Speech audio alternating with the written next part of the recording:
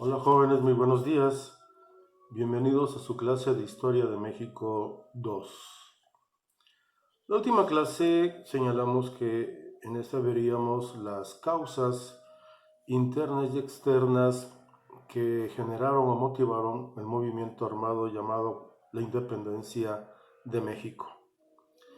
Dentro de las causas internas, primero vamos a empezar con las externas. Vamos a ver que en Europa va a haber ya gente que ya no estaba de acuerdo con la monarquía. Y vamos a ver que va a haber la Revolución Francesa. Esa Revolución Francesa fue el levantamiento del pueblo francés, cansado de su rey, y entonces se van a levantar en armas para destituirlo o derrocarlo como rey de Francia. Eso va a traer como consecuencia la caída de la falsa idea de que los reyes eran por designio divino, de tal manera de que el rey pues se sentía tal porque era nombrado directamente por Dios. Y eso o esa idea la manejaba el Vaticano a través del Papa. Hay de aquel pobre que se erigiera en contra de un rey, entonces estaba en contra de una decisión tomada por Dios. En este caso, cuando viene la Revolución Francesa, que inclusive termina con la guillotina de gran parte de los aristócratas franceses, incluyendo el rey y su reina, María Antonieta, inclusive su hijo, entonces con ello se da por terminado que era por intervención divina. Es decir, tenemos nuevas ideas. Y esas ideas van a comenzar a circular en los libros que ya se comenzaban a escribir en Europa. Esta causa externa, obviamente esos libros de una u otra forma van a llegar a lo que era la Nueva España y van a ser leídos por los que sabían leer y estaban interesados en este cambio, es decir, los criollos. Recuerden que en la clase pasada habíamos establecido de que los españoles peninsulares eran los propietarios de las grandes extensiones de tierra, de las minas, y eran los que decidían qué hacer. Eran los generales, eran los arzobispos, eran los comandantes en jefe, eran los virreyes, eran los gobernadores. Mientras que los criollos, que eran españoles, hijos de españoles, pero nacidos en América, ellos tenían, pues su trabajo era de segunda, nunca iban a ser generales. Si participaban en el ejército, pues eran coroneles, capitanes. Si participaban en el clero, pues podían llegar a ser sacerdotes, pero nada más. Y en la administración, pues no podían gobernar como tal, sino podían ser parte de un gobierno, pero nunca cabeza de un gobierno. Sin embargo, ellos sabían leer y escribir y entonces van a comenzar a interesarse en los libros que se estaban escribiendo con estas nuevas ideas en Europa. Otra de las causas externas va a ser la independencia de las 13 colonias de Norteamérica.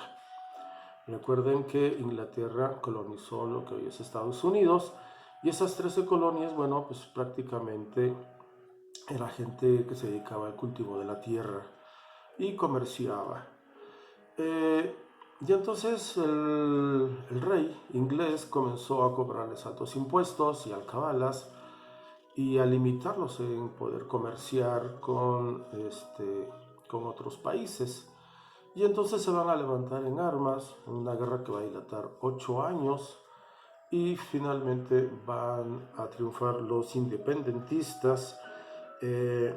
Va a ser esto en 1776, va a iniciar y va a terminar en 1783.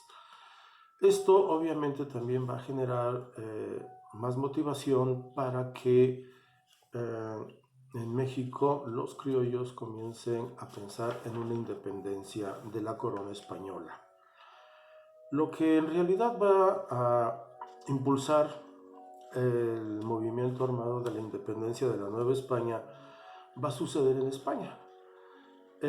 Napoleón Bonaparte se había elegido pues nuevo rey de Inglaterra, de Francia, y había comenzado a conquistar todos los países a su alrededor. Principalmente tenía, pues digamos, el único país que se le había opuesto a Napoleón era Inglaterra. Y entonces Napoleón Bonaparte, con su ejército francés, va a pedirle permiso al rey español, que en este caso era Carlos IV, para pasar por territorio español, conquistar lo que hoy es Portugal y desde ahí iniciar una invasión a Inglaterra. Pero pues ya que estaba con el ejército en el territorio español, pues va a ser mucho más fácil y va a conquistar España.